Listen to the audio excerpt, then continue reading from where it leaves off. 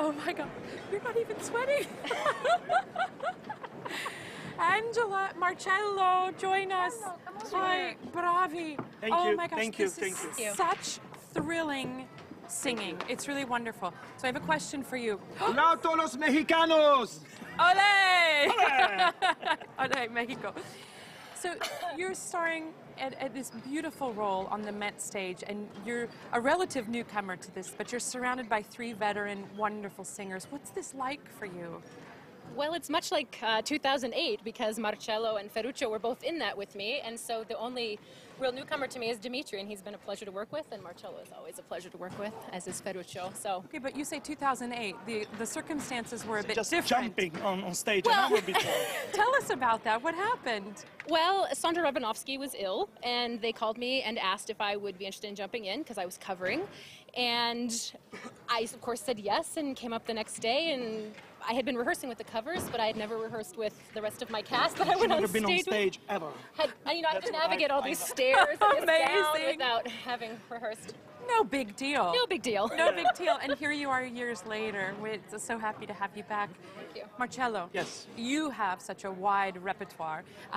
You come into this Verdi role. What are the different challenges about a Verdi role? Verdi role needs more discipline vocally, of course. You need to focus a little bit more in vocally and concentrating in the mission and the technique. So it's really teach you how to sing. Verismo it's different. Puccini is totally different than Verdi. You have to you keep need this more in line. keeping vertical and really focus on the sound. So this idea of bel canto, Angela, you've been compared to a lot of the great bel canto sopranos of the past. It is. Do you bring a particular bel canto technique to this Verdi, or do you get carried away?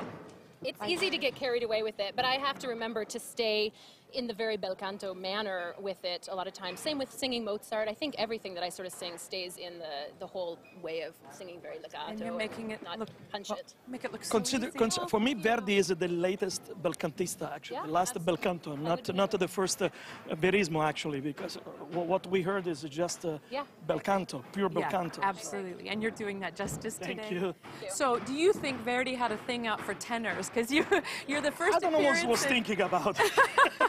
Also writing this difficult piece. But what are you doing mentally to come out and you have to start the show like that with such a difficult thing? What's going through your mind? I'm concentrating a lot, as I've said before, in technique and the words. There's so many words that for us Italian is even difficult, you know. It's very Even for you? Yes. Oh, even good. for me. Because it's really hard for us English speakers as well, I can too. tell because it's old English and sometimes the words they are in the different arrangements. So you have to do their different accent. Tell us a little bit about the dramatic challenges of this for you guys, because we have a lot of ensembles and we have a long pacing to this show. How are you looking at the drama? I think I just have to remember the situation that she's in and what hasn't happened yet. It's hard when you repeat a role. Of course, it's my only first one, really, that I've repeated several times.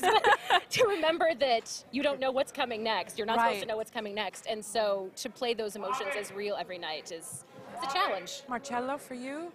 Well, it's very, very hard sometimes even for us to understand. But once you got it, I mean, it's really, for me, particularly for my role, it's a kind of strange because he's feel betrayed from everybody, from her beloved particularly. So he's betrayed from her, from the country. He lost everything. He lost his father. He lost his lover, You're making everything. Us feel sorry for a tenor. So, but, the only way that he can decide it is to die, as he promised already. So I will. Give away the end. No, Yeah, we don't know what's going to happen yet. Listen, Marcello, Angela, thank you so much. Thank you so much. Yes, enjoy the rest of the show. Enjoy. Hey, everybody. Thank you. We will be back after a break. The Met's Live in HD series is made possible thanks to its founding sponsor, the Neubauer Family Foundation. Global corporate sponsorship is provided by Bloomberg. A pair of upcoming diva showcases will bring the Met's Live in HD season to a close. On April 7th, Anna Netrebko will star in the title role of the Met's new production of Massenet's Manon. She had a major triumph in the role when this production had its premiere at Covent Garden last year. And 1 week later, on April 14th, the Met's final live HD presentation of the season will be Willie Decker's stunning production of La Traviata. Nathalie Dessay will sing Violetta for the first time here at the Met. Now, I have the pleasure of speaking with the Met's technical director, John Sellers. Hi, how are you? Hello, John. I'm doing great. How are you? I'm good, thanks. This is a huge show. It is. I'm looking at this, and the first change that we saw in the first act, where you bring in this enormous staircase, it's really quite amazing. How do you make that happen? Well, we use the machinery that's built into the theater. We have our wagons and our lifts, and we're able to move large pieces of scenery around relatively quickly and easily by driving them around on our stage wagons. It really is. It's such a tremendous amount of work that goes into making this happen. Yeah. The last time we spoke, we were discussing the Ring production, which is technologically very advanced. Yes. And it seems like preparing the stage for a production like Götterdämmerung and preparing it for Hernani must be worlds apart. So how does your crew tackle these two different stagecrafts? You're right, they're quite different. I mean, with Hernani, it's a little bit more about managing the real estate than it is about the technology and making sure that everything's plugged correctly and that everything's working and that you're getting the right feedback to the computers and the computers are talking to each other.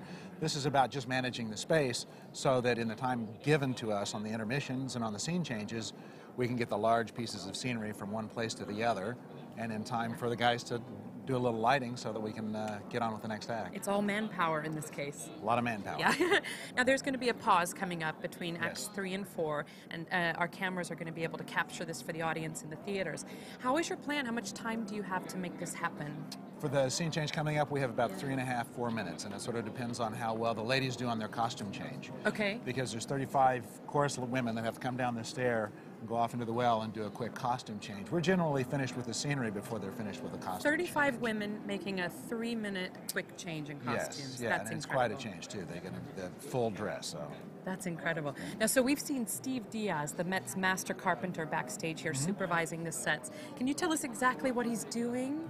Well, he's, I call him the traffic cop. A lot of it is Right. he's managing, what's going where and when, keeping an eye on when we bring the lifts up so that everything is off the lifts when we bring them up, or everything is on the wagons when we move them, and there's a certain order that's been talked about. He looks like And a he sort of choreographer, because yeah, it it's feels quite like a bit of that. dance back here. Yeah, there's quite Okay, a bit in of the that. first change, we heard him say that this show is dead, which sounds sort of ominous to It me. does What does sound. that mean? That means this is the final performance in this season for Hernani. So after the show today, we'll be loading it out into the trucks. And it goes away. Yeah. How many productions do you have running right now backstage?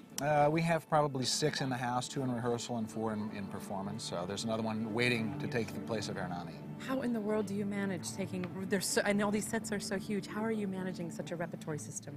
Well, it's a lot of planning, and we know the building really well, and we know the machinery and the facilities that we have at hand, and it's a lot of experience goes into it and a lot of planning. So It's a tremendous dance to watch. yeah, it is. Thank you, John. You're welcome. Thank you so much. As the next act begins, Carlo waits to find out if he has been elected the next Holy Roman Emperor. At the same time, Hernani and Silva are plotting his assassination. Here are the acts 3 and 4 of Hernani.